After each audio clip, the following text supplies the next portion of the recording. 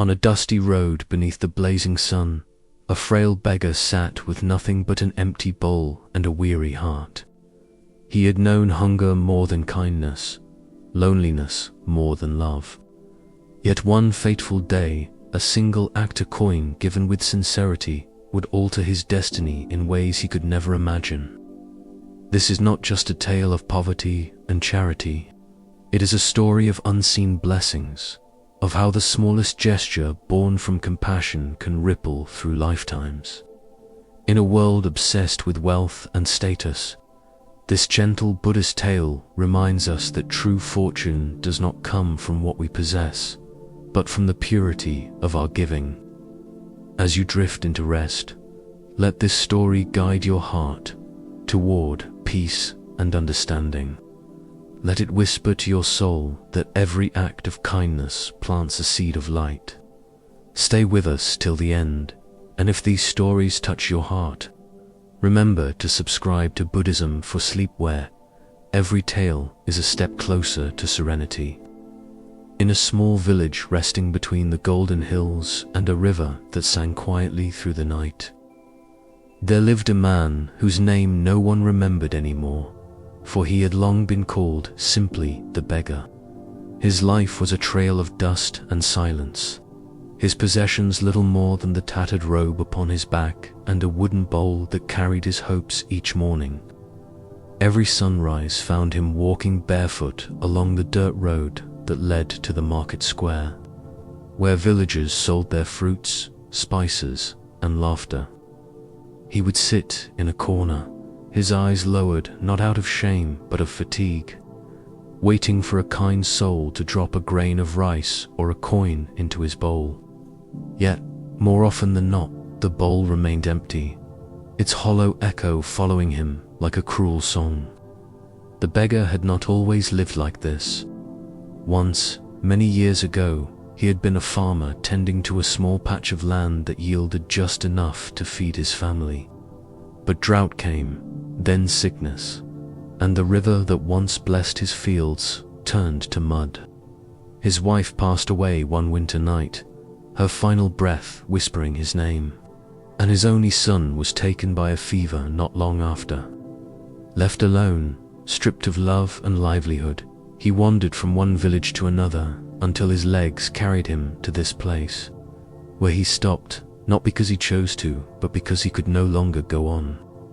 The villagers pitied him at first, offering him scraps of food, but as seasons turned and he became part of the background, their compassion faded into indifference. They would say, "There he is again, the man of no name, the one who must have been cursed in a past life." The beggar himself began to believe this, that perhaps he was paying for unseen sins. For karma had placed him in the lowest of lives, stripped of dignity and comfort. Yet even in this state, he harbored no bitterness. Each morning he greeted the rising sun with a small bow, whispering to himself, "May I find peace, even in hunger." On one particular day, as the air shimmered with heat and the market bustled with the hum of life, he noticed a monk walking slowly down the path. The monk was young, his robe clean but simple, and his expression serene, as though he carried the calm of 1,000 silent mornings within him. The beggar watched him approach, sensing something different about this man. People moved aside with respect, offering food and coins into the monk's alms bowl. Yet the monk stopped in front of the beggar and looked at him with eyes full of gentle light. "Brother," the monk said softly, "have you eaten today?" The beggar shook his head. The monk smiled and took a small portion of rice from his own bowl, placing it into the beggar's. The gesture startled him. Never before had a monk given him food meant for the temple. "Why do you give me what others gave to you?" the beggar asked, his voice trembling. The monk replied, "Because the act of giving is not measured by what we give, but by the heart that gives it. What I received is enough to share." Then he bowed to the beggar as if bowing to something sacred and continued walking toward the forest beyond the village. The beggar sat frozen, the warm rice in his hands feeling heavier than gold. That night, as he ate under the pale glow of the moon, tears rolled down his face. For the first time in years, he did not feel invisible. He did not feel cursed. A spark had been lit inside him, a fragile but persistent flame that whispered, "You too can give." The next morning, he woke earlier than usual. The village still slept, the air crisp and quiet. He searched his pockets, finding only a single small copper coin, the last one he had saved in case hunger became unbearable. He turned it over in his palm, hesitating. His stomach growled, and doubt crept into his heart. "How can I give when I have nothing?" he murmured. But the memory of the monk's kind eyes returned to him, and suddenly the question seemed to answer itself. He stood up, clutching the coin tightly, and walked toward the road that led to the temple. Along the way, he saw an old woman struggling to lift a bundle of firewood. Without thinking, he set his bowl down and helped her carry it to her hut. The woman thanked him with a smile that reminded him of his late wife, and though she gave him nothing in return, he felt lighter, as if his burden had eased. Continuing on his path, he came across a small boy crying by the roadside, his foot bleeding from a sharp stone. The beggar tore a piece from his own robe and wrapped the child's foot, whispering soothing words. The boy's tears stopped, and he hugged the beggar before running home. When the beggar finally reached the temple gates, the morning sun had risen high. He placed the copper coin before the statue of the Buddha, bowing deeply. "This is all I have," he said, his voice quivering. "It is small, but it comes from a heart that wants to give." As he bowed again, he felt something stir within him, a wave of peace washing over his tired body. For the first time in his life, he felt full not with food, but with meaning. The temple bell rang in the distance, and the sound seemed to echo within his chest. From that day on, the beggar continued to live simply, but something in his demeanor had changed. He smiled more, greeted others with warmth, and even shared what little he had: a crust of bread, a kind word, a moment of listening. The villagers began to notice. Some wondered if he had gone mad, but others felt drawn to his quiet joy. When asked what had changed, he would simply say, "A monk shared his rice with me, and now I share my peace with the world." One day, a merchant who often passed through the village stopped to rest under a banyan tree. Seeing the beggar sitting nearby, he struck up a conversation. The merchant was moved by the beggar's story and gave him a small job carrying goods. It was humble work, but it was honest, and soon the beggar earned enough to eat daily. Though his life remained simple, his heart overflowed with gratitude. He began leaving small offerings at the temple each week, not out of fear or duty, but from genuine joy. He understood now that giving was not losing. It was freeing oneself from the chains of scarcity. One evening, as he walked home under a sky painted in shades of gold and violet, he whispered to himself, "Perhaps I was never cursed. Perhaps I only needed to learn how to give." And with that thought, the beggar smiled, his soul at peace, as if he had finally remembered who he truly was, being capable of love, of kindness, of light. Days passed into weeks, and the beggar's life began to settle into a gentle rhythm. Each morning he woke to the chorus of birds greeting the dawn, his heart lighter than it had been in years. The market square was no longer just a place of waiting, but a place of quiet observation. He saw people hurrying to their work, mothers bargaining for rice, children running barefoot through the dust. He had once watched these scenes with an empty ache, but now he saw them with a sense of belonging. He was no longer an outsider to life. He was part of the great flow of it, breathing, existing, feeling. Still, he often thought of the monk whose gift had changed his path. He wondered where the monk had gone and whether he remembered the old beggar he had fed. One morning, driven by an unspoken longing, the beggar decided to find him. The journey led him beyond the village, through fields of dry grass and narrow paths shaded by bamboo. The sun rose high and relentless, but the beggar pressed on, guided by faith more than direction. After hours of walking, he came upon a forest clearing where a small monastery stood, its white walls glowing softly in the light. The air there felt different, still, sacred, as if every leaf and stone breathed meditation. A group of monks were sweeping the courtyard with slow, graceful motions, their faces calm and radiant. The beggar hesitated at the gate, uncertain if he was worthy to enter. But before he could turn away, a familiar voice called out, "Brother, you've come far." It was the same monk, his eyes filled with recognition and quiet joy. The beggar bowed deeply, tears stinging his eyes. "I came to thank you," he said, his voice trembling. "You gave me more than food. You gave me meaning." The monk smiled gently. "You gave it to yourself," he replied. "All I did was remind you of what was already within." He led the beggar to a shaded bench near a pond where lotus flowers floated like white stars on green water. "Tell me, how have you lived since that day?" the monk asked. The beggar recounted his small acts of kindness, how he had begun to share whatever he could, and how peace had slowly filled the spaces that sorrow once occupied. The monk listened without interrupting, his expression one of deep compassion.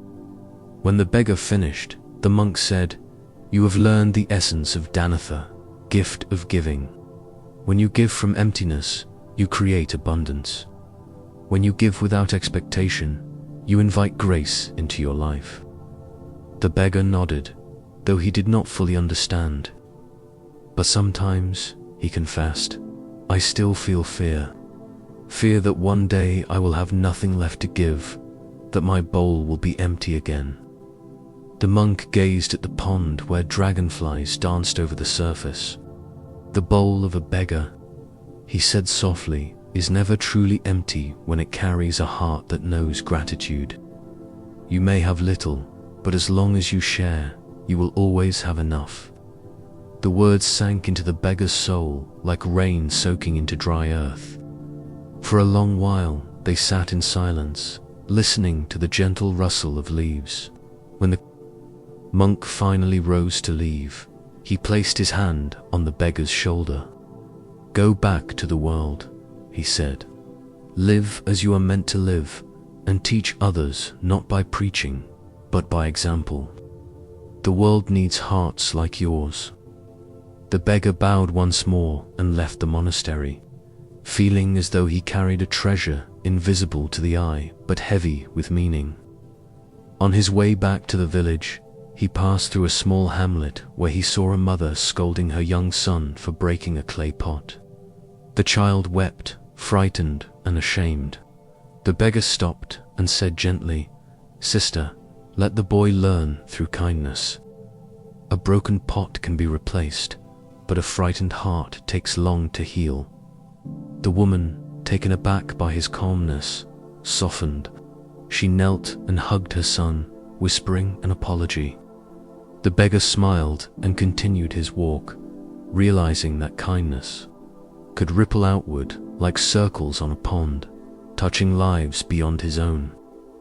In the following days, he began to notice how people responded differently to him.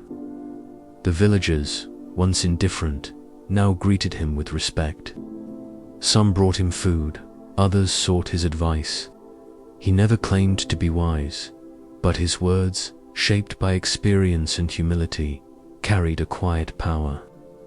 One evening, a rich merchant invited him to share a meal. The merchant was known for his wealth, but also for his restlessness. "Old man," he said between bites, "I have gold, I have land, but peace escapes me. Tell me, how do you sleep so soundly with nothing?" The beggar smiled. "Because I do not fear losing what I do not cling to," he answered. "Peace is not bought. It is born when the heart stops measuring what it has against what it lacks."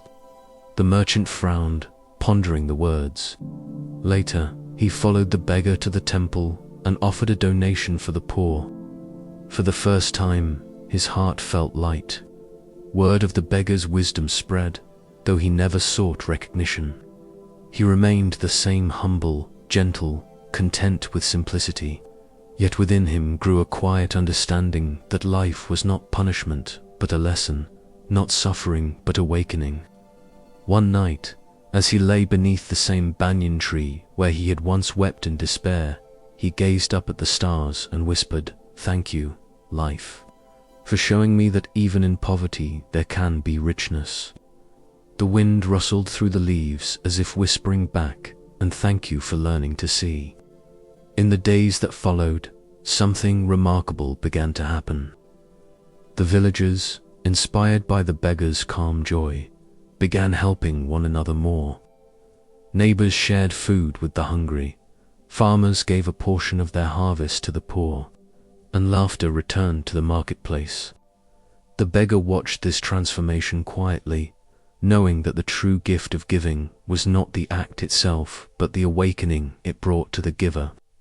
Still, he remained vigilant, aware that the path of goodness was not without tests. One afternoon, as the monsoon clouds gathered, he was walking back from the river when he saw a young man stealing fruits from a vendor's cart. The vendor shouted and chased after him, brandishing a stick. The beggar stepped between them, shielding the thief. "Peace, brother," he said. "Anger only deepens hunger." The vendor, furious, demanded justice, while the thief trembled, expecting punishment. The beggar looked at the thief and said softly, "Why do you steal?" The young man, ashamed, muttered, "My mother is ill, and we have nothing to eat." Without hesitation, the beggar took what few coins he had earned and handed them to the vendor. "Take this in place of the fruit," he said. Then, turning to the thief, he added, "Feed your mother, and remember that hunger can be healed by compassion, not theft."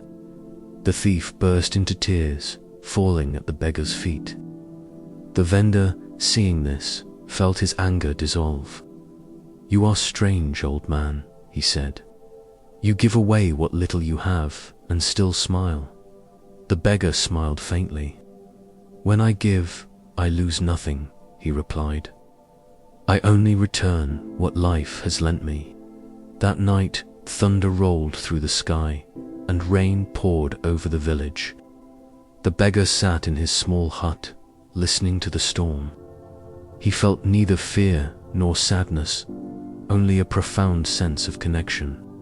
The rain, the earth, the people, even the thief, they were all parts of the same truth. In that moment, he understood what the monk had meant when he said the bowl is never empty. The next morning, the sky was clear, the air fresh. The thief returned, holding a small bundle of rice. "My mother is better," he said. "This is for you." The beggar accepted it with gratitude, but gently placed half back into the young man's hands. "Keep this," he said. "Let your giving begin today." As the young man walked away, the beggar closed his eyes, feeling the quiet joy of a heart that had learned to give without fear. The world, he realized, was not divided between the rich and the poor, the fortunate and the cursed, was bound together by acts of compassion, small and silent, like drops of rain that nourish unseen seeds.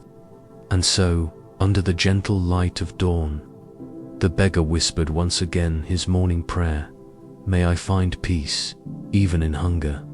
But now, his words carried a new meaning. for he knew that peace had already found him, living quietly within.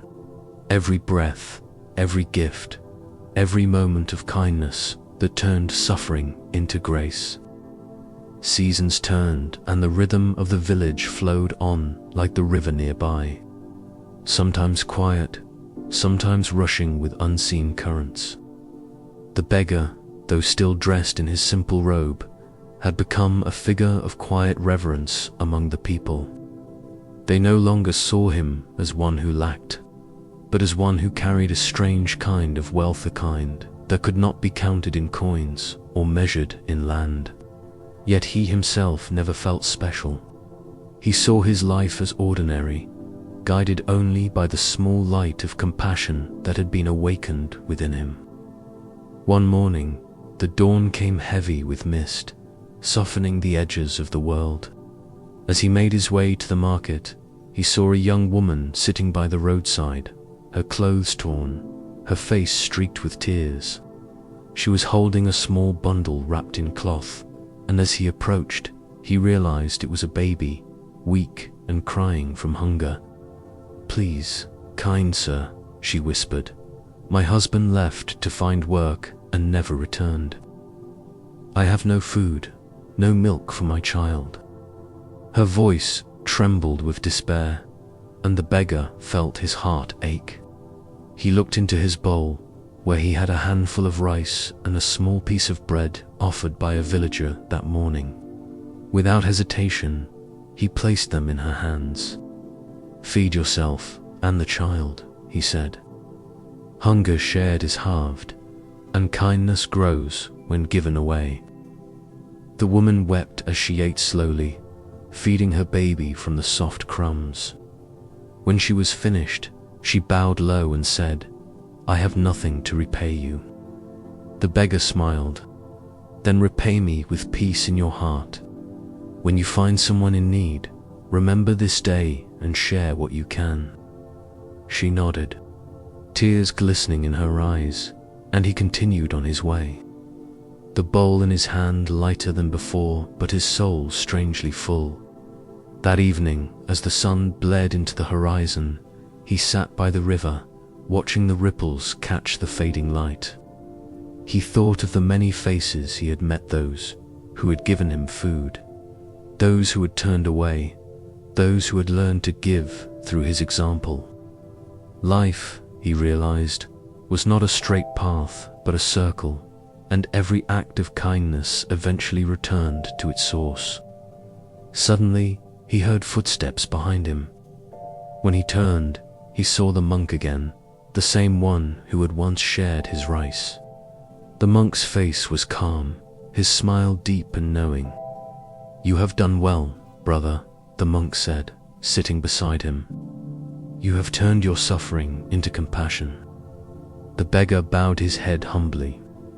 "I have only followed what you taught me," he said. The monk shook his head gently. "No one can teach compassion," he replied. "It can only be awakened.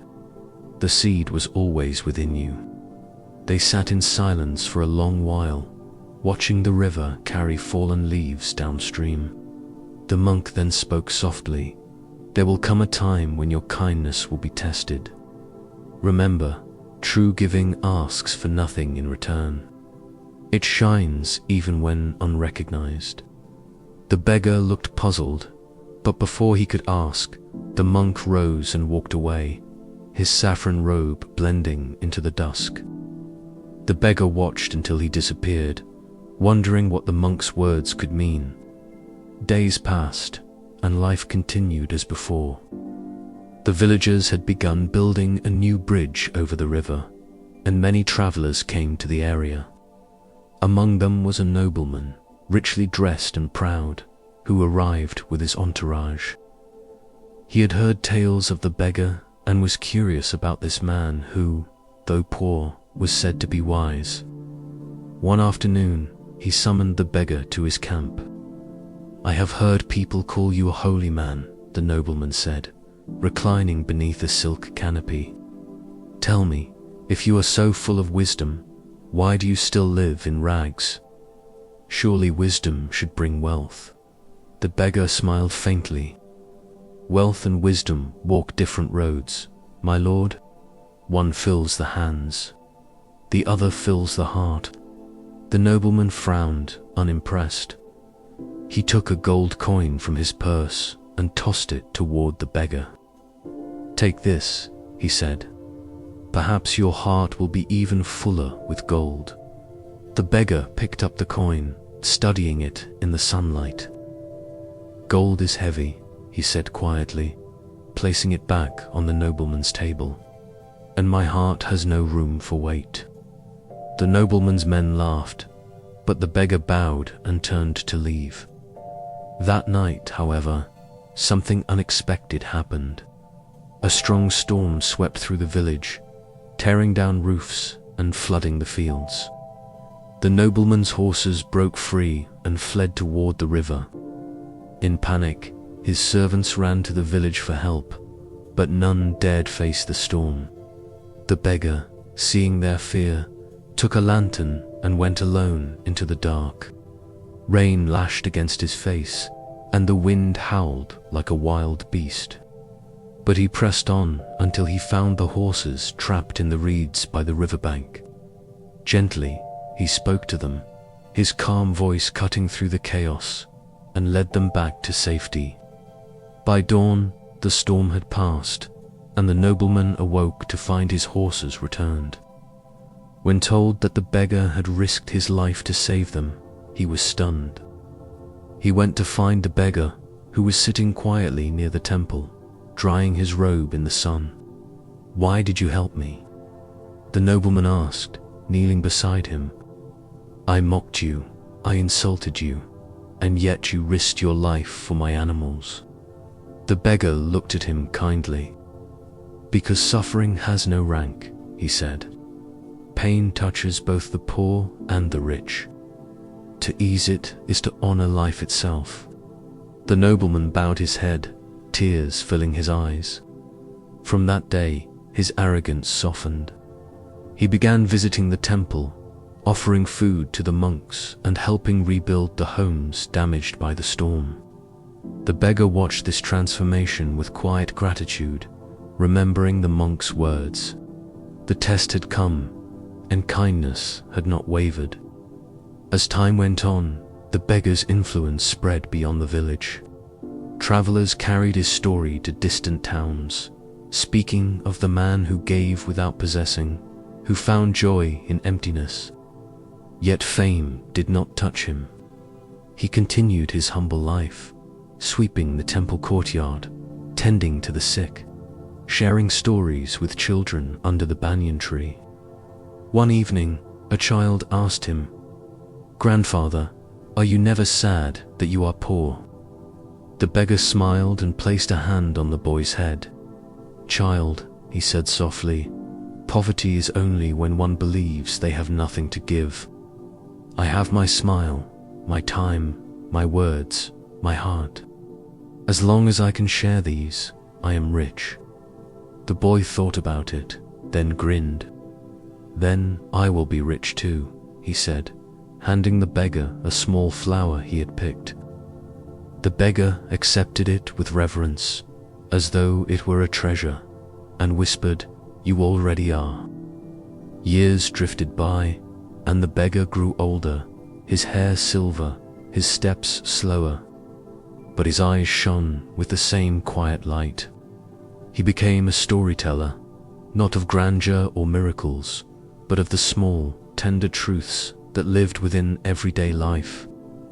People would gather around him in the evenings, listening to his gentle voice as the stars emerged above.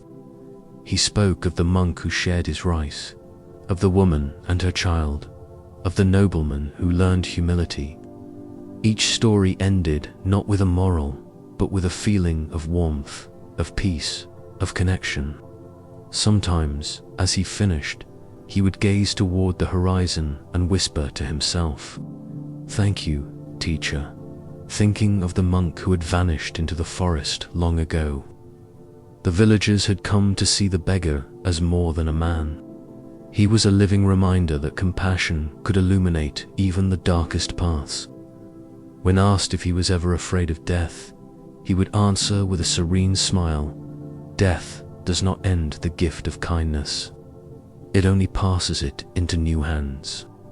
And so he lived, quietly, gently, leaving traces of light wherever he went, until one dawn when he did not rise to greet the sun. The villagers found him sitting beneath the banyan tree, his hands folded in his lap, a faint smile still upon his lips. The temple bell rang softly that morning, not in sorrow but in reverence. And somewhere, beyond the veil of this world, the monk's voice seemed to echo in the wind, saying, "Well done, brother. Your bowl was never empty." The dawn that followed the beggar's passing came softly, as if the world itself wished not to disturb his peace. The villagers gathered beneath the great banyan tree where he had drawn his last breath, their faces filled with both sorrow and serenity. They had lost a man of humble means yet infinite spirit, and though grief hung in the air, it was not the grief of despair but of gratitude. Someone lit incense beside him, and the fragrant smoke rose in delicate spirals, carrying whispers of prayers into the pale sky. A monk from a distant temple arrived later that day, drawn by what he called the scent of virtue. When he saw the beggar's still form, he knelt beside him, hands folded, eyes closed in silent respect. "He was no ordinary man," the monk murmured, "for one who dies with a smile has lived with truth." The villagers buried the beggar near the river where he had so often sat, and they built a small shrine beside his resting place, simple stone altar with a single bowl carved into its surface. They placed offerings there each morning, rice, flowers, water, not out of duty but devotion. Word of the beggar's life spread far beyond the village, carried by travelers and pilgrims who came to see the place where he had lived. The once quiet village began to fill with the sound of visitors who came seeking peace, not miracles. Some came burdened by sorrow, some by guilt, others simply curious. They would sit beneath the banyan tree, close their eyes, and listen to the wind, as though expecting to hear the echo of his gentle laughter. Over time, stories about the beggar took on the glow of legend. People said his kindness could calm storms, that his presence had healed the hearts of the broken, though the truth was simpler. It was no less profound. His compassion had awakened the same in others, and that light continued to grow long after his death. The young boy who had once given him a flower was now a man, a teacher who led the children of the village in their morning prayers. He often told them, "Do not pray for wealth or power. Pray for the strength to be kind, for that is the only treasure that follows us beyond this life." The nobleman too changed his ways completely. He used his riches to build wells, to feed the hungry, to provide for those without shelter. Each time he gave, he would whisper a quiet thanks to the beggar who had shown him the meaning of generosity. And in the small home of the woman the beggar had once helped, her child, now a strong young man, kept a wooden carving of a bowl above their hearth, a reminder that even the poorest hands could give. The beggar's legacy did not rest in stone or memory. It lived in action. Decades later, a drought swept through the region. The river thinned, the crops withered, and hunger returned like a ghost from the past. Fear spread quickly, and people began to hoard what little they had. But one night, an old monk, traveling through the land, stopped in the village and gathered the people under the banyan tree. He spoke of the beggar, whom he called by no name, only the giver. He told them how this man had once shared a single coin, a single grain of rice, and how those small acts had changed the course of lives. True giving, the monk said, is not about abundance. It is about faith, The beggar gave because he trusted that the universe provides for those who trust in kindness. When you give, you become part of that flow. Moved by his words, the villagers began to share again. The rich opened their granaries, the farmers divided their harvest, and the hungry were fed. The drought did not end immediately, but the despair did. Compassion had once again triumphed over fear. One evening, as the monk prepared to leave, a child asked him, "Master, how do you know so much about the beggar?" The monk smiled and replied, "Because I was the one who shared my rice with him long ago." Gasps spread through the crowd, for they realized they were standing before the very monk who had begun the chain of kindness that shaped their lives. He gazed at the river and said softly, "He taught me as much as I taught him." The circle is complete. The villagers bowed deeply, understanding that they had witnessed not the story of one man, but the unfolding of Dharma itself, the law of cause and effect. The truth that kindness given returns, multiplied in ways unseen. That night, as the monk sat by the beggar's shrine, he closed his eyes and remembered the day he had first met him, a tired man with an empty bowl and a heart ready to awaken. He recalled the beggar's trembling hands, the gratitude in his eyes, and the words he had spoken long ago, "May I find peace, even in hunger." The monk whispered into the night, "You found it, brother. You found it, and you shared it with us all." The moon rose above the river, and for a moment the water shimmered as if lit from within. The villagers who saw it said it was the beggar's spirit smiling, watching over them as he always had. Time flowed gently on. Generations passed, but the story of the beggar never faded. Parents told it to their children before sleep. Monks recited it in their teachings, and travelers carried it to distant lands. The shrine by the river became a place of quiet pilgrimage. People would come not to ask for miracles, but to reflect, to let go of their burdens, and to remember the power of small kindnesses. One day, a young scholar came from the city, skeptical and proud. He had heard tales of the holy beggar and wanted to see if such stories held any truth. He arrived at the shrine just as evening fell. There was no grandeur there, only the soft rustle of leaves and the sound of the river. The scholar sat before the altar, staring at the carved bowl. "Is this all?" he muttered. "A bowl for offerings and tales told by peasants." He laughed softly, but as he reached to brush dust from the stone, a flower petal drifted down from the banyan tree above, landing inside the bowl. For a reason he could not explain, the sight moved him. Something in its simplicity stirred his heart.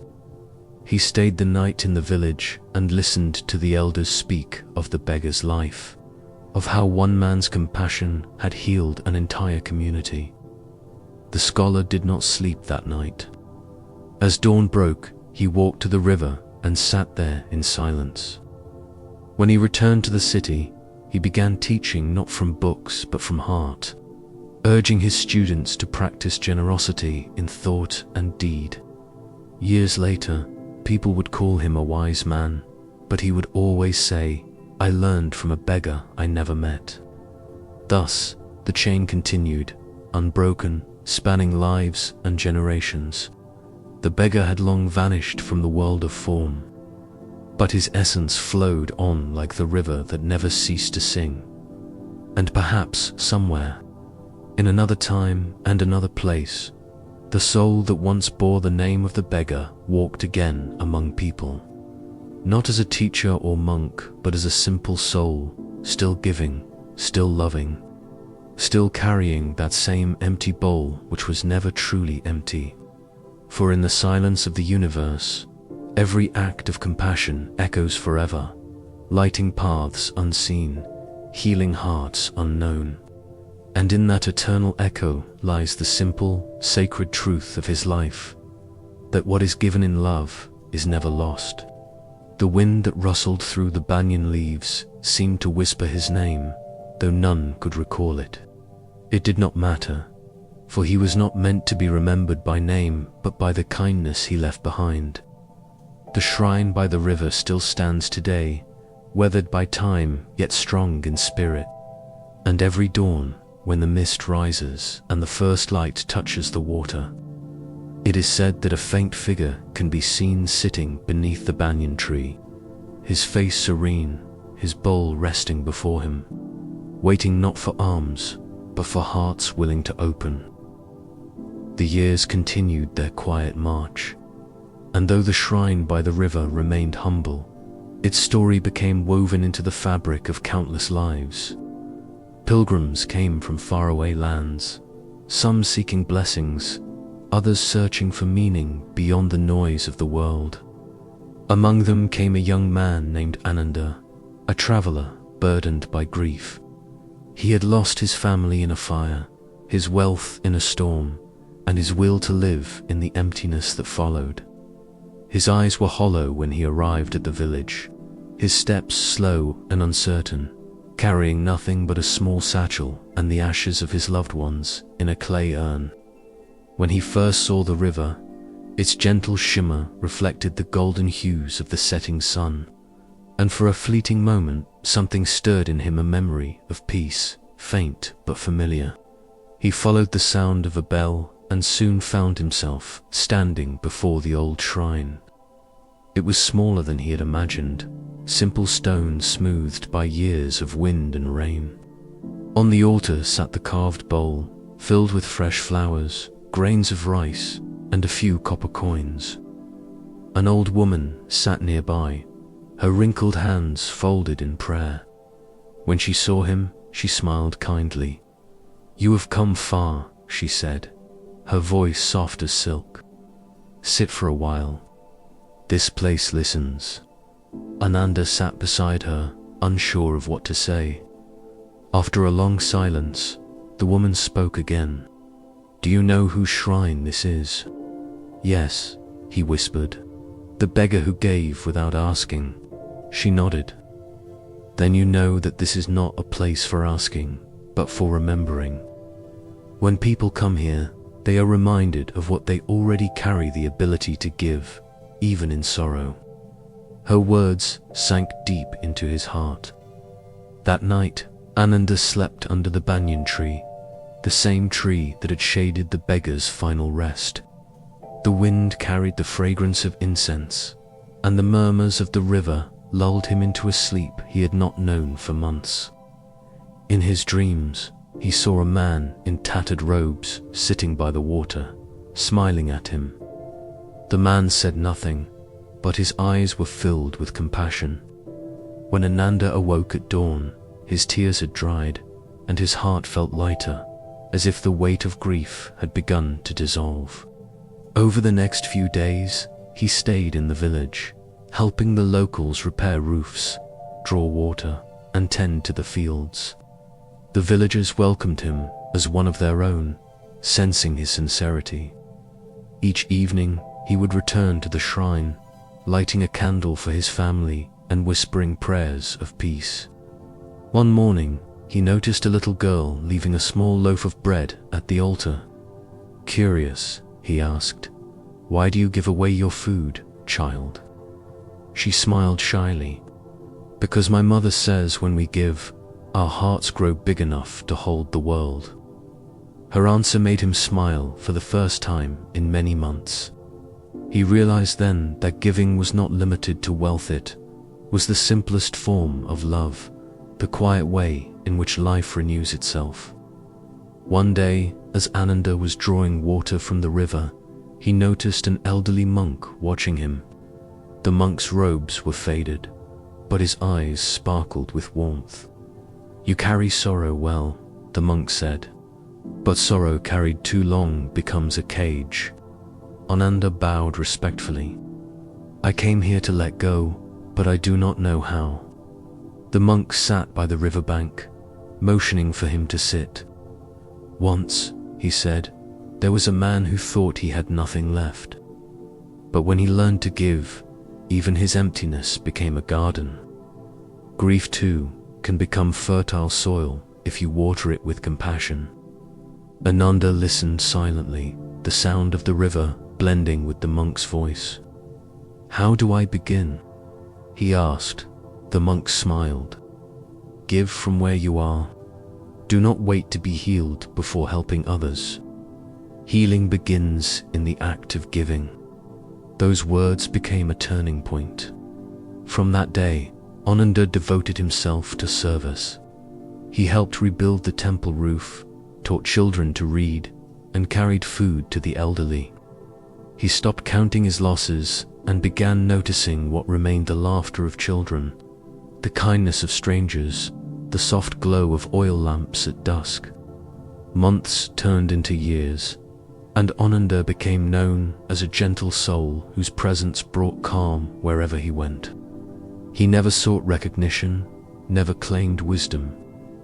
Yet people began calling him the second giver. Sometimes, when he knelt at the shrine, he could almost feel the presence of the old beggar beside him, smiling through the veil of time. The old woman who had welcomed him once said, "The beggar's spirit lives through you now. He planted a seed long ago, and you are its blossom." Ananda did not answer, but in his heart he knew she was right. One evening, as rain began to fall, a group of travelers arrived at the village, cold and weary. The villagers' granaries were nearly empty, for the harvest had been poor. But Ananda urged them to share what little they had. "The river never refuses to flow," he reminded them. "Let us be like the river." Together, they prepared a meal for the strangers, who wept with gratitude. The next morning, when Ananda went to fetch water, he found the river fuller than it had been in months, its surface gleaming under the sun. The villagers called it a miracle, but Ananda only smiled. "Kindness," he said, "is the only miracle we ever need." His fame spread quietly, and once again, the little village became a place of pilgrimage. But this time, the people did not come seeking the beggar, they came seeking themselves. They came to learn that compassion was not a gift of the holy, but a birthright of the human heart. Many years later, when Ananda grew old, he built a small meditation hall beside the shrine. Inside, he placed a single inscription: "An empty bowl holds the infinite." It was said that when he meditated there, people could feel an aura of tranquility emanating from the place, as if the spirits of all who had given and received still lingered in harmony. One morning, just as the sky turned gold, the villagers found him sitting peacefully in meditation, his breath stilled, his face serene. He had left quietly, as the beggar had before him, without fear or sorrow. They buried him beside the same river, near the beggar's resting place, and for many nights after, a soft light was seen glowing over the water. Some said it was the moon, others said it was the light of two souls united in compassion. Generations continued to come and go, but the story of the beggar and the traveler remained two lives bound by a single truth, that the heart that gives is never poor. And so the legend grew, not through temples or scriptures, but through whispers carried by wind and water, through lives transformed by the simple act of kindness. The banyan tree still stands, its roots deep, its branches vast, sheltering those who come seeking peace. Beneath its shade, one can still hear the murmur of the river and feel, perhaps, the gentle echo of footsteps, those of a beggar and a traveler who found eternity not in riches, not in power, but in the quiet, unending gift of giving. The seasons continued their endless cycle, and under the great banyan tree by the river, life unfolded in silence and renewal. The shrine stood as it always had, weathered yet alive with the offerings of those who remembered, those who hoped, and those who sought forgiveness. The story of the beggar and Ananda had become part of the village's very breath, a living teaching passed from lips to hearts. Pilgrims came not only to pray but to sit in stillness, to listen to the song of the river, to feel the peace that seemed to linger in the air. Among these visitors came a young woman named Mira, her eyes full of intelligence but shadowed by doubt. She was a scholar from the city, born into privilege but restless in spirit. Her mind overflowed with knowledge of philosophy, yet her heart ached with emptiness she could not name. She had heard of the river shrine, of the beggar who gave without having, and something in the simplicity of the story called to her. When she arrived, she found the village as humble as the tale described. The air was fragrant with incense and rain-washed earth. A child was sweeping the shrine steps, humming a tune. Mira watched him for a moment before asking, "Do you know who this shrine belongs to?" The boy grinned. "Everyone," he said simply. "It belongs to everyone who remembers to be kind." His answer unsettled her more than she cared to admit. In the city, kindness was rare, a word wrapped in politeness but hollow in practice. People traded in favors, not compassion. She wondered if such pure giving still existed, or if it was merely a story embellished by time. That night, Myra stayed at the home of an old couple who tended the shrine. As they shared a simple meal of rice and lentils, she asked, "Do you truly believe those stories are real? That a man who owned nothing could have changed so many lives?" The old woman smiled, her eyes reflecting the firelight. "Child," she said gently, "truth is not measured in the weight of its details, but in the depth of its heart.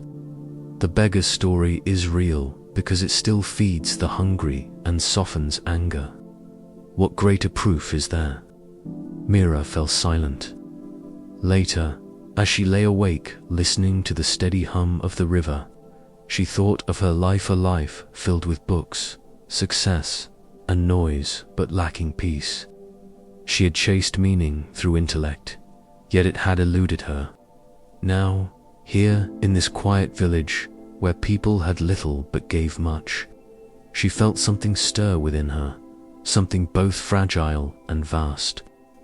The next morning, she rose early and walked to the river. Mist drifted over the water like breath. She saw a monk sitting there in meditation, his robe faded, his presence serene.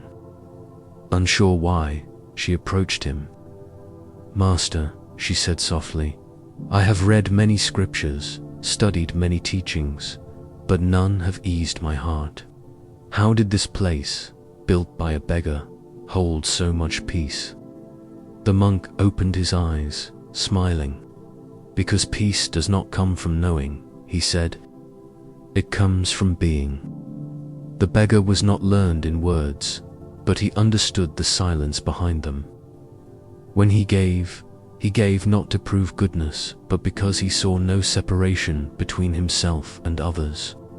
Mira frowned slightly. "No separation?" "Yes," the monk said. He saw that all life flows as one river. To give to another is to let the current move freely. To hold back is to dam the heart. His words lingered like the soft ring of a bell. For the first time, Myra understood that wisdom was not something to grasp, but to dissolve into. She stayed in the village longer than she planned, helping to clean the shrine, gathering food for the poor, and reading to children beneath the banyan tree. The villagers grew fond of her, though she still felt like a visitor in spirit, learning slowly what they had always known. One day, she met a young farmer named Jitan, who offered her mangoes from his orchard. "For the lady of the books," he said with a teasing smile. She laughed, accepting them. "Do you believe in the beggar's story?" she asked. Gitan's eyes softened. Believe. I live by it. My grandmother said kindness is like the rain. It may start as one drop, but it nourishes the whole field. His words reminded her of something the monk had said, that to give is to let the river flow. That night, as thunder rolled over the hills, a heavy rain began to fall. The villagers rushed to shelter their animals and cover their grain. But Myra saw a group of travelers stranded on the road, drenched and shivering. Without thinking, she ran to them, calling to the villagers for help. Together, they opened their homes, offering blankets and food to strangers.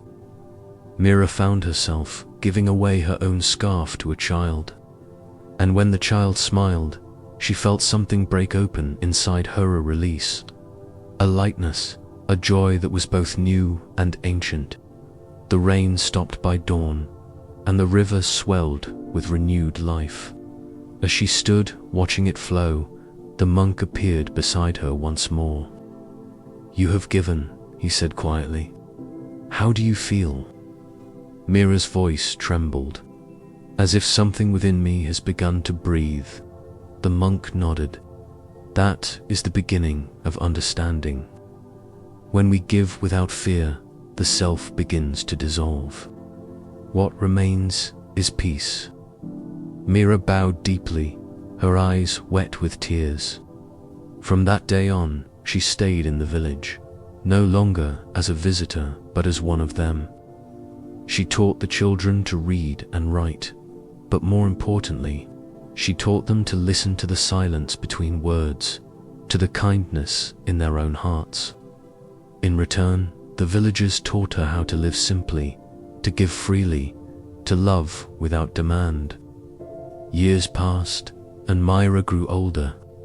Her once restless mind became still, like the calm surface of the river at dusk. She would often sit beneath the banyan tree, watching pilgrims arrive and depart, leaving offerings in the old stone bowl. Some brought coins, others flowers, some merely folded their hands in prayer. To each, she would say, the greatest offering is not what you leave here, but what you carry back to the world. Her wisdom spread far beyond the village. People began calling her the river-hearted one. Scholars came to question her, monks came to learn from her, but she always said the same thing: I know nothing. I only give. When the time came for her to leave this world, she asked to be taken to the shrine. The villagers gathered around as she sat before the bowl, her breath shallow but peaceful. Master, a young girl whispered, what do we do when you are gone? Myra smiled faintly. You do as he did, she said. You give. You give until there is no giver left, only love. And as the sun rose, she closed her eyes, her final breath merging with the sound of the river. The villagers wept, but their sorrow was gentle, for they knew she had returned to the current from which all compassion flows. In the days that followed, the river seemed to shimmer brighter, the air thicker with peace. Pilgrims came and left small mirrors beside the shrine, saying it was Myra's gift to help others see their own reflection in the beggar's bowl. And so, the circle widened once more, carrying the story forward through new hearts, new acts of giving. The river kept flowing, whispering the same eternal truth to all who would listen, that love, once awakened, never dies. The world beyond the village changed with time, yet the river and the shrine remained untouched, as though they existed outside the reach of centuries. The banyan tree grew even larger, its roots twisting deep into the earth, its branches stretching wide like arms embracing the sky. Pilgrims still came from distant lands, their hearts drawn to the serenity that seemed to hum in the air. But now they came not just to remember the beggar or Myra or Ananda, they came because the place itself had become a living presence. a reminder that compassion is timeless. Among those who came was a weary man named Dev, a wanderer and musician whose songs once filled royal courts, but who had long since abandoned the world of applause. His voice had been celebrated for its beauty, yet inside him was silence, a silence born not from peace but from exhaustion. He had sung for kings and merchants, for crowds and lovers, but never for the simple joy of singing. Fame had filled his cup and then emptied it, leaving him thirsting for something he could not name. One night, after a long journey through rain and dust, he arrived at the river shrine.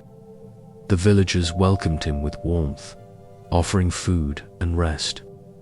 When he awoke the next morning, the sound of the river seemed to blend with distant echoes of songbirds, and for a moment he thought he heard music more beautiful than any he had ever played.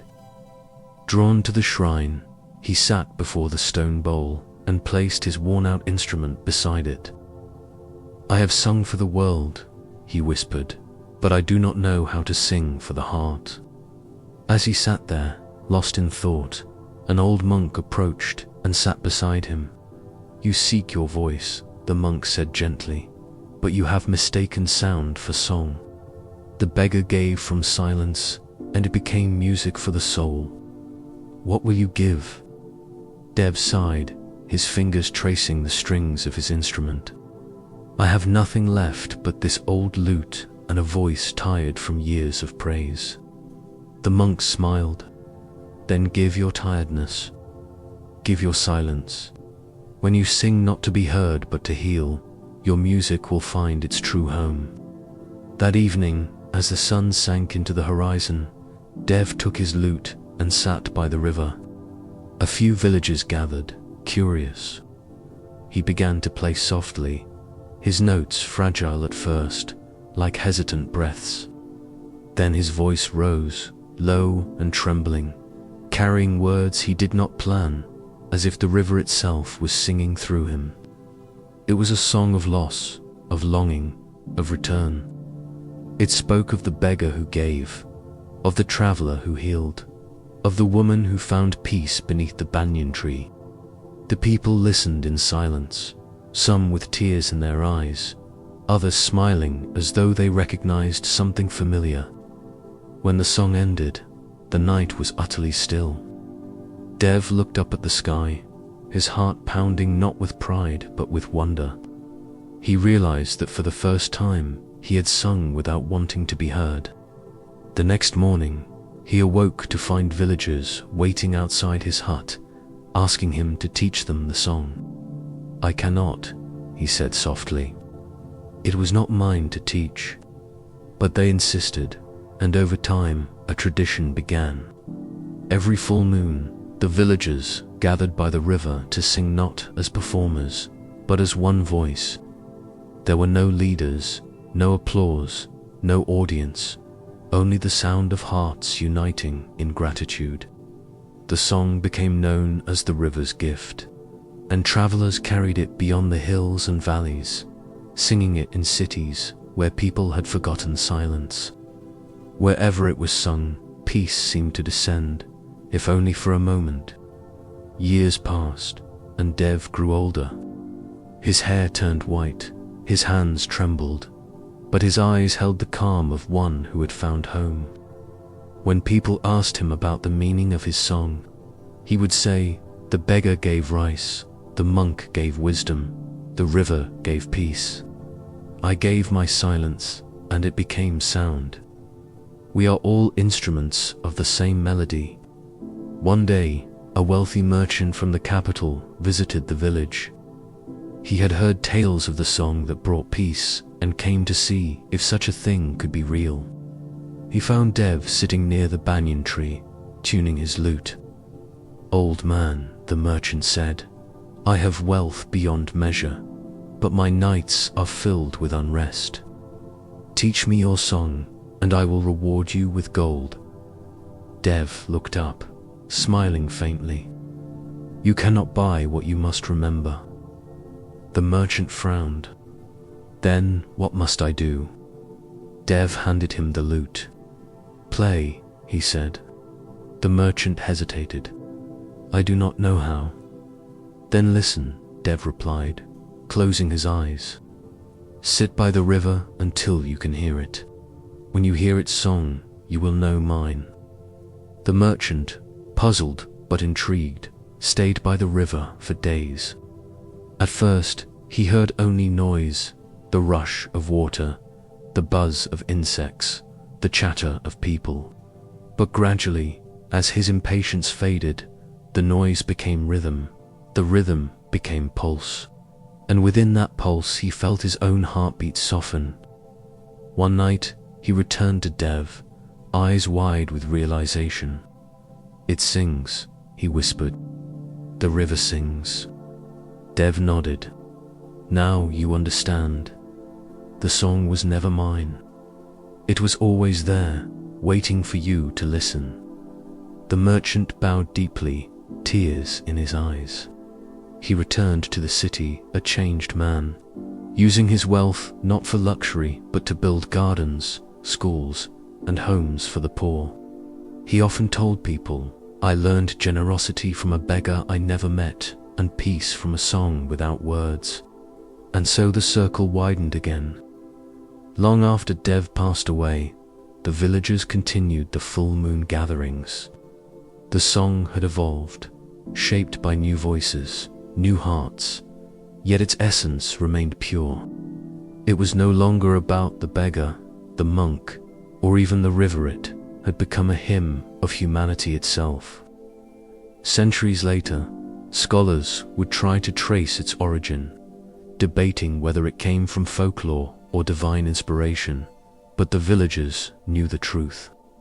They would point to the river and say, "It came from here, from the place where giving was born."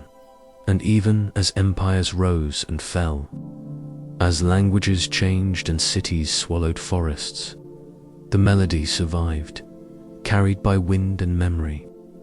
There were stories of travelers who, lost in deserts or stranded in mountains, heard the faint echo of the river's gift and found courage to go on. There were tales of kings who laid down their swords after hearing the songs sung by humble monks. The world forgot the beggar's name, yet his spirit lingered in every act of kindness, every song sung for no reason but love.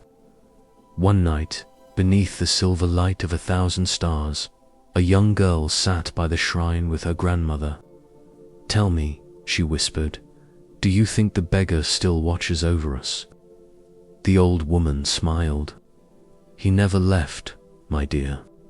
He is in the river, in the trees, in the songs we sing. As long as someone gives without fear, he lives." The girl closed her eyes, listening to the water's murmur. It sounded almost like a lullaby, and somewhere carried on the night breeze. A faint melody drifted through the villager song without beginning or end, echoing softly like a heartbeat, reminding all who heard it that even the smallest act of kindness can become eternal music in the soul of the world. As the centuries turned like pages in a book that no one could finish reading, the world around the river changed. The forests thinned, the hills were carved into roads, and the sound of cartwheels gave way to the hum of engines. Yet the river still flowed, steady and unbroken, carrying within its current the stories of those who had lived, given, and gone. The shrine by the banyan tree had aged gracefully. Its stone bowl was worn smooth from countless offerings, its carvings faded by wind and time. Still, people came. They came not because they believed in miracles, but because they longed to remember something ancient within themselves, the quiet, luminous feeling that kindness brings. One of those who came was a man named Aaron, a writer burdened by success. His books had been praised around the world, his name known in circles of fame, yet every word he wrote now felt hollow, as if his voice had lost its echo. The city he lived in was loud, glittering, filled with endless motion, and he had grown tired of its noise. One evening, he stumbled upon a mention of the river shrine in an old journal he had bought from a second-hand shop. It described a place where people came not to speak but to listen, not to seek fortune but to find stillness. Without telling anyone, Aaron packed a small bag and took a train to the countryside, then walked for hours along dirt paths until he saw the silver glimmer of the river under the moonlight. When he arrived, the village seemed asleep. He followed the faint sound of flowing water until he stood before the shrine. It was smaller than he expected, humble, silent, illuminated only by fireflies and the soft glow of candles left by unseen hands. The banyan tree rose above it like an ancient guardian, its leaves whispering in the night. Aaron sat down before the bowl, exhausted. He did not pray, for he did not believe in gods or rituals. Instead, he closed his eyes and listened to the river, the wind, the subtle hum of life around him.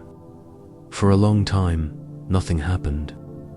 Then, slowly, something inside him began to loosen. It wasn't a voice or a vision, but a remembering, a realization that he had spent years trying to be heard without ever truly listening. He sat there until dawn, when the first light touched the water, and in that moment, a strange peace filled him, light yet powerful, like breath returning after long suffocation. He stayed in the village for days, speaking little, writing nothing. The villagers welcomed him quietly, offering meals without questions. There was an old caretaker at the shrine, a gentle man with a crooked smile, who seemed to know everything about the place. One afternoon, Aaron asked him, "Why do people still come here after all these years? Don't they know the stories are just legends?" The caretaker chuckled softly. "Legends," he said, "perhaps. But what is a legend if not truth wearing the clothes of time? The beggar may be gone, but what he awakened is not. People don't come to worship him, they come to find the part of themselves that can give without asking why." Aaron thought about those words for a long while. That evening, as the sun melted into gold across the river, he walked to the shrine and saw a young boy trying to place a small stone into the offering bowl. The boy's hands were trembling, and the stone slipped, falling to the ground. Aaron bent down, picked it up, and handed it back to him. The boy smiled shyly. "It's for my father," he said. "He's sick. Mama says when we give something, it helps us worry less." Aaron nodded, placing the stone into the bowl together with the boy's small hand. "Then this is for your father," he said softly. As the boy ran off, Aaron stared at the bowl, feeling something shift within him, again a faint echo of meaning returning to his heart. That night, he opened his notebook for the first time since leaving the city. But instead of writing fiction or philosophy, he began to write what he felt. He wrote about the river, the boy, the caretaker, and the invisible thread of compassion that bound strangers together. The words flowed effortlessly, as if they were not coming from him but through him. The next morning, when he read what he had written, he wept. Not because it was perfect, but because it was true. Over the next few weeks, Aaron helped the villagers repair the old shrine, mend the wooden steps, and clean the moss from its stone walls. Every task felt sacred, not because it was grand, but because it was real. He began to see the beauty in simplicity, the holiness in small acts, the way an old woman offered rice to birds each dawn, the way children laughed as they fetched water, the way the river glimmered even on cloudy days. One evening, as he sat with the caretaker watching the sunset, he said, "I used to think that writing was about leaving something behind. Now I see it's about being fully here." The caretaker smiled. The beggar learned that, long ago, he left nothing behind but gave everything away, and that's why he still lives in the hearts of those who give. Erin nodded.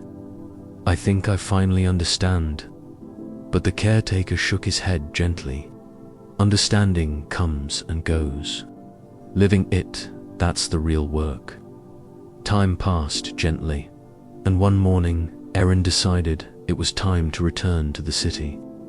Before he left, he went to the shrine one last time. The river was calm, reflecting the pale pink of dawn. He placed his pen into the offering bowl, whispering, "May my words never forget this place."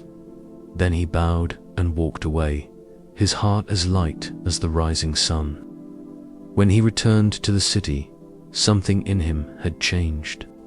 His new book, written in simple, quiet prose, told no grand story, only the story of a beggar, a river, and the small miracles of giving. Critics called it a masterpiece of silence. Readers said it made them feel at peace. But Erin knew it was not his masterpiece at all. It belonged to the river, to the story that had begun long before him and would continue long after. Years later, when Erin passed away, his friends found a note beside his desk. It read, "If you ever lose your way, go where the river sings. Listen not with your ears, but with your heart. You will find me there." And indeed, travelers who visited the shrine in the years that followed sometimes spoke of hearing faint music near the banyan tree, a melody that seemed woven from wind and memory, from all who had ever come to give and gone to rest. The villagers said it was the song of gratitude, a hymn sung not by voices, but by the river itself. As time moved forward, the world became faster, brighter, louder. The shrine became surrounded by roads and houses, but still it stood. Some called it an old relic, others a sacred relic of peace. But those who came with heavy hearts always left lighter. No one could explain it. Scientists said it was the calming effect of nature. Psychologists called it emotional transference. Yet the villagers simply smiled and said, "It's the blessing of giving." One winter morning, a group of schoolchildren arrived on a field trip. Their teacher told them the legend of the beggar and the monk, the traveler, the woman, and the river that never ceased to flow. The children listened with wide eyes. One girl, thoughtful and quiet, lingered behind as the others ran ahead. She knelt before the bowl and whispered, "I don't have anything to give." Then she looked down and saw a single fallen leaf at her feet. She picked it up and placed it into the bowl. The leaf fluttered once, as if caught by an unseen breeze, and settled beside the other offerings. The girl smiled. Decades later, when she had grown into a teacher herself, she often told her students, "Even the smallest gift carries infinite weight when given with love." The story continued through her and through them, rippling outward like water touched by wind. And so, the river's song never ended. The beggar's lesson lived on, not in temples or scriptures, but in every kind act, every shared smile, every moment of quiet giving. The world changed, but the truth did not. For though time may erode stone and memory, the light of compassion endures, flowing, unseen, eternal and free, like the river that began it all. The world entered an age of glass and light where towers reached for the sky and people carried the world in their palms through glowing screens. Yet despite this brilliance, there lingered a quiet emptiness, a longing for something that progress could not fill. The river shrine, though now surrounded by roads and bridges, still flowed untouched at its heart, like a secret thread holding the past and present together. The banyan tree still cast its vast shadow across the water, and the old stone bowl remained where it had always been, waiting silently for the next pair of hands to offer something small yet sincere. Few remembered the names of the beggar, the monk, or Myra, but the essence of their story had seeped into the soil, into the hearts of those who stopped long enough to listen. One morning, a young man named Rayan arrived, weary from a world that celebrated noise and conquest. He was a journalist who had once believed that truth could be captured in headlines. But years of reporting, wars, greed, and suffering had hollowed him. His mind was sharp, but his spirit was frayed. He came to the village not for faith, but for rest, carrying only a notebook and a camera that no longer felt like extensions of his purpose. The locals greeted him kindly, offering tea and simple food. He spent his first night in a small guest house by the river, listening to the water whisper through the stones. In that murmur, he felt something ancient stir, as if the river spoke in a language older than words, one that the world had forgotten how to hear. The next morning, he visited the shrine. The air was thick with incense, and sunlight filtered through the banyan leaves like fragments of gold. A young boy was sweeping the steps, humming softly, while an elderly woman arranged flowers in the bowl. Rayan watched quietly until the boy noticed him and smiled. "Would you like to give something?" he asked. Rayan shook his head. "I have nothing worth giving." The boy looked puzzled. "Then maybe give your nothing," he said simply, and went back to sweeping. The words lingered in Rayan's mind. He sat before the shrine, staring at the water, thinking about all he had seen, the despair, the cruelty, the endless hunger of mankind. For years he had told stories that showed the world's wounds, but he had forgotten to see its healing. He pulled out his notebook and began to write, not about politics or tragedy, but about this place, this stillness, this strange sanctuary that asked for nothing yet gave peace. His pen moved slowly, hesitantly at first, then freely, as if guided by something unseen. By dusk, he had filled several pages, his heart lighter than it had been in years. That evening, he met the caretaker, now a grey-haired woman who moved with the patience of time itself. She served him a bowl of rice and asked, "What brings you here, traveler?" "I don't know," Rayan said truthfully. "I used to think my words mattered, but now they feel empty. I write, and the world keeps breaking." The woman smiled. "Then stop writing to fix the world. Write to remind it." The beggar didn't end suffering. He reminded people that compassion still existed. Rayan listened in silence. The night deepened, and the river's voice grew softer, almost tender. The next day he walked through the village, taking pictures of ordinary things, the hands of a farmer planting seeds, children playing with sticks by the riverbank, a woman hanging wet clothes in the sun. He realized that beauty had never vanished. It had merely been drowned out by the world's noise. For the first time in years, he felt alive to the simplicity of life. He stayed longer than he intended, helping the villagers with small chores, repairing fences, carrying water, and sitting quietly by the shrine each evening. The boy who swept the steps often joined him, asking endless questions about the city. "Is it true," the boy asked one day, "that everyone there is always in a hurry?" Rayan smiled sadly. "Yes, they run so fast, they forget why they started." The boy tilted his head. "Then maybe they should come here and rest."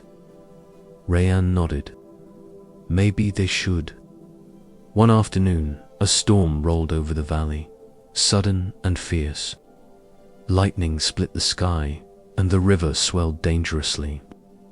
The villagers scrambled to protect their homes. But Rayan saw the boy trapped near the edge of the water, his foot caught between two rocks. Without thinking, he ran into the rain, wading through the current until he reached him. The water was cold and strong, pulling at his legs, but he freed the boy and carried him to safety. They collapsed on the muddy bank, soaked and breathless. The villagers rushed to them, wrapping them in blankets and whispering prayers of thanks. That night, as thunder faded into distant rumble, Rayan sat beneath the banyan tree, trembling not from cold, but from realization. He had spent his life searching for meaning in grand acts and written words. Yet it was here, in a simple act of courage, that he had finally felt whole. The next morning, the river had calmed, its surface shining like glass. The villagers gathered at the shrine to offer thanks.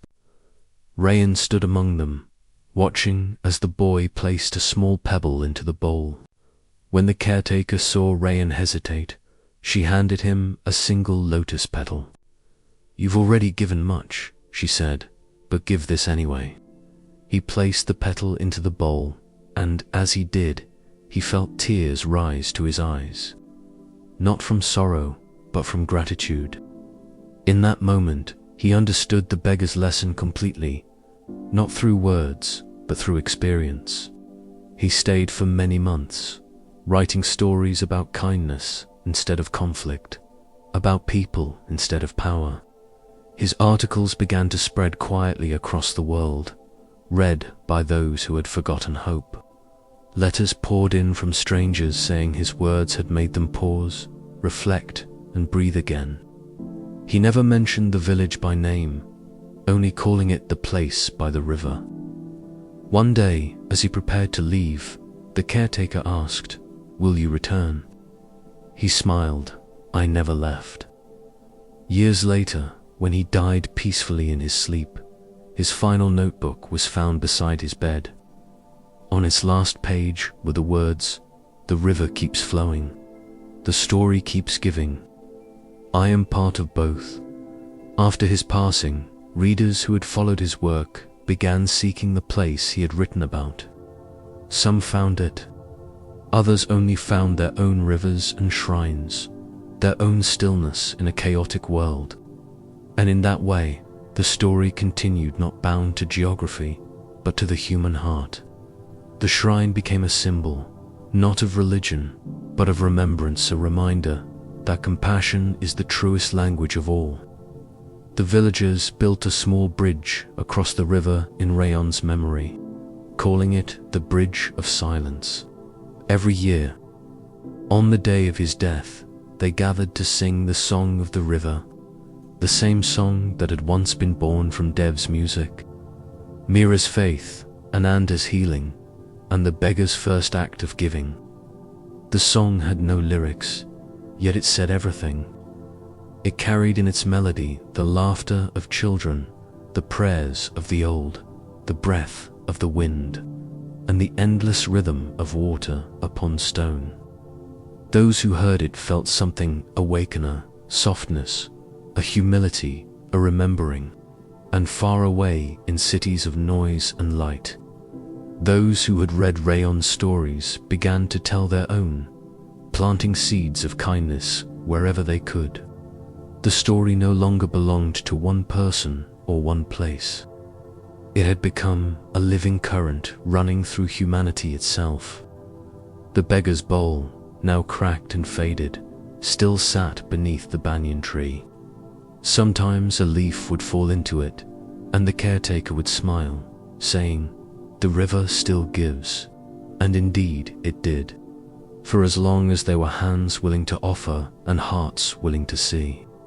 The river would keep flowing, its water whispering the same eternal truth, that in giving, we are never poor, and in compassion, we are never alone.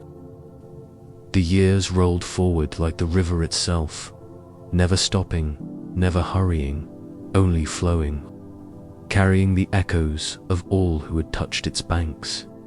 The shrine by the banyan tree endured through drought and flood, through silence and song, through centuries of change that reshaped everything around it except the current of compassion it represented. The world beyond had entered an age of speed and noise where machines spoke louder than hearts and people looked at their reflections more than their surroundings. Yet even amid this bright confusion, the river still sang, and the old stone bowl still waited beneath the tree, its surface polished not by wealth, but by the touch of uncounted hands who had come to give, to grieve, or simply to breathe. The story of the beggar had long blurred into legend. Scholars debated his existence, tourists snapped pictures without listening, and philosophers wrote books interpreting his meaning. Yet none of that mattered to the river, which remembered everything without need for words. One day, a young woman named Leela arrived, a scientist working on climate studies, driven by the urgency of saving a world unraveling under its own hunger. She had heard of the river shrine in passing, as a place where people spoke of harmony between humans and nature, but she came not as a believer, only as an observer. Her mind was sharp, logical, trained to measure truth in numbers, not feelings. She intended to stay only a day to collect water samples and data on erosion, but something about the place disarmed her. The air seemed gentler, the villagers calmer, their eyes unburdened by the frantic purpose she saw everywhere else. She set up her instruments near the riverbank, but as she worked, she kept glancing at the shrine. It was smaller than she expected, yet there was something about its simplicity, its patience that unsettled her certainty. That evening, after finishing her notes, she walked to the banyan tree. The caretaker, now an old man with clear eyes and a quiet smile, was lighting candles around the bowl. "You look tired," he said softly. "The city takes much from those who try to heal it." Leela smiled faintly. "I'm not here to heal anything. I'm here to study." "Study what?" he asked. "The water," she said. "To see how much it has changed." He nodded. "It changes every day, yet it stays the same. That is its lesson." She laughed politely, thinking it poetic nonsense.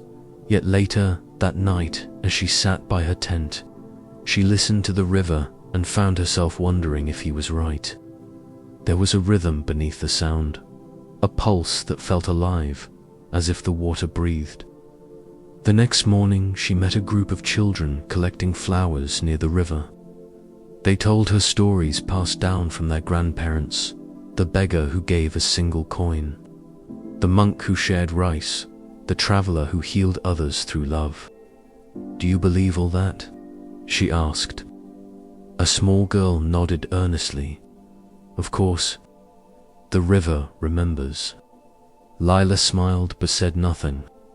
Yet, as she watched them float petals downstream, she felt a tug in her chest, a memory of childhood, of simpler days when she believed the world was alive and kind.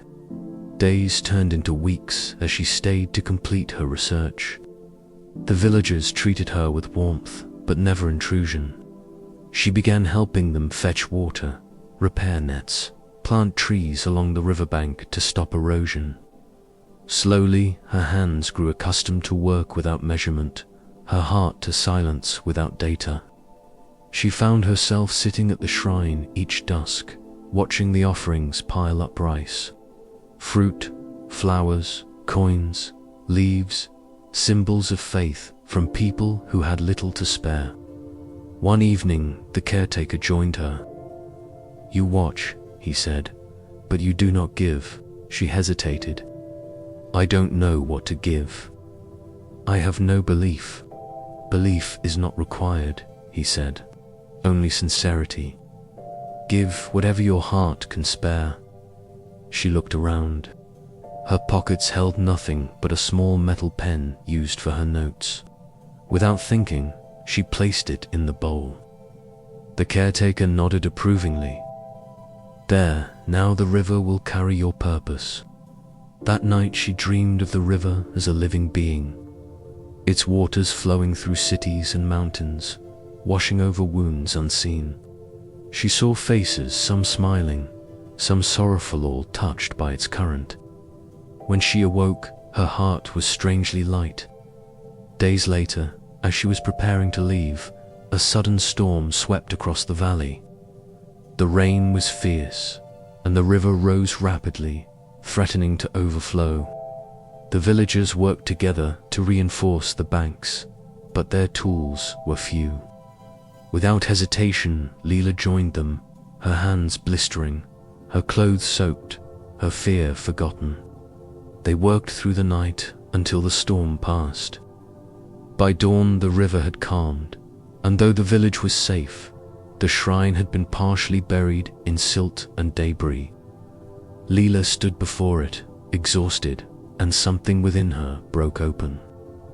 Kneeling in the mud, she cleared the bowl with her bare hands, her tears mixing with rainwater. The caretaker placed a hand on her shoulder.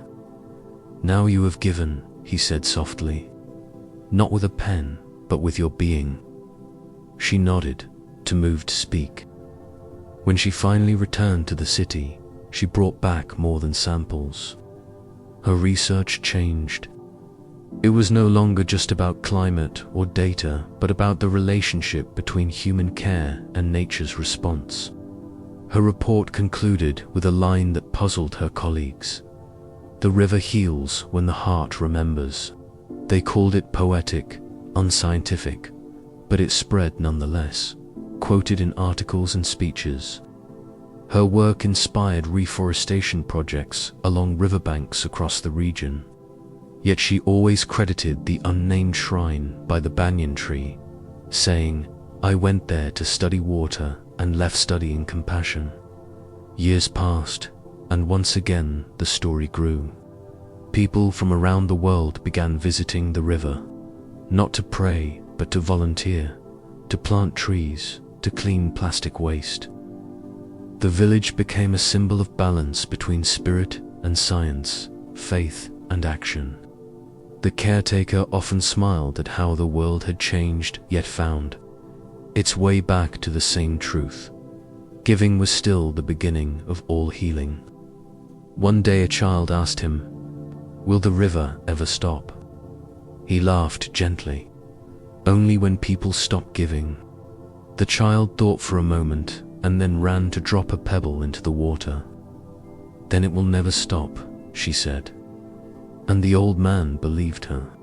In time, Leela returned once more, older now, her hair streaked with silver but her eyes bright. She found the shrine just as she had left it, though the banyan's branches had grown even wider. The caretaker, frail but smiling, greeted her. "You kept your promise," he said. She knelt and placed a handful of seeds into the bowl. "For the trees that will come after us," she said, "for those who will listen." Together they watched the river as the wind moved across its surface, making it shimmer like glass. The caretaker closed his eyes and whispered, "The beggar's story never ends. It only changes hands." That night, the villagers gathered for their annual ceremony of light. They floated small candles down the river, each flame a prayer, each prayer a reflection of gratitude. As the candles drifted away, the river glowed like a ribbon of stars winding into the distance. Leela stood among them, her heart full, understanding now that the beggar's gift had never been about charity, but about connection, about seeing oneself in all things. When dawn came, the caretaker passed peacefully in his sleep, his face serene. The villagers buried him beside the shrine, and Leela stayed to help care for it. She spent her remaining years teaching children to listen to the river, to honor both science and spirit, to give not just with their hands, but with their hearts. And when she too passed away, the villagers carved a small inscription on the bowl's base, for those who remember, centuries later. When the world had transformed again, explorers rediscovered the site. The river had changed course. The banyan, now a massive colossus, entwined with roots of other trees, the shrine half buried in earth. Yet the bowl remained unbroken. The explorers cleaned it, and when one of them placed a single flower inside, the wind stirred as if in recognition. None of them knew the story, but all felt its presence.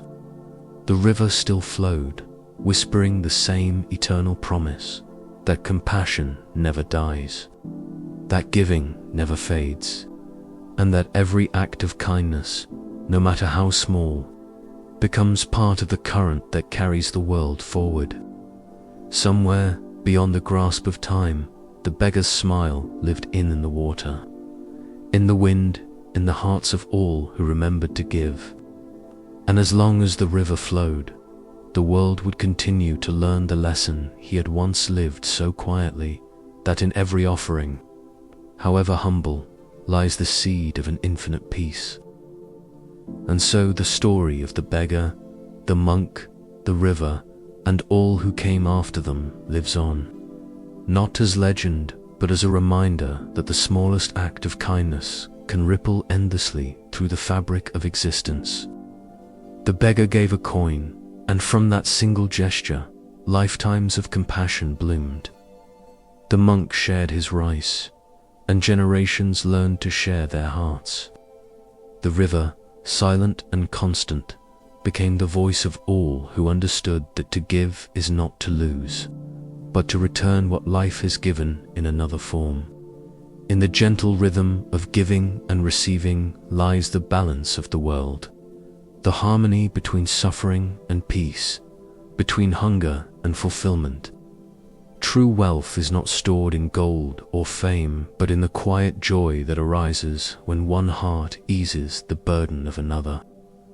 Every person who came to the river discovered this truth, and knew that compassion is not an act of greatness, but of remembrance. It is the memory of what we are beneath fear and ambition, beings capable of love so simple it needs no reason. As you rest tonight, let this story flow through you like the calm current of that timeless river. Let it remind you that even when the world feels divided and uncertain, the power to heal begins within the smallest gesture, a smile, a kind word, a moment of patience. The river still flows, waiting for each of us to return to its wisdom, to add our own offering to its endless stream. So close your eyes, breathe deeply, and let your spirit drift with the water. You too are part of this eternal song, the quiet melody of giving that never fades. If this story has touched your heart, if it has awakened something gentle within you, stay with us. Join our journey in Buddhism for sleep, where each tale is a doorway to peace, each whisper a step toward awakening. Subscribe, listen, and let compassion guide you into rest. For in every story we share, the river flows again and you are already home.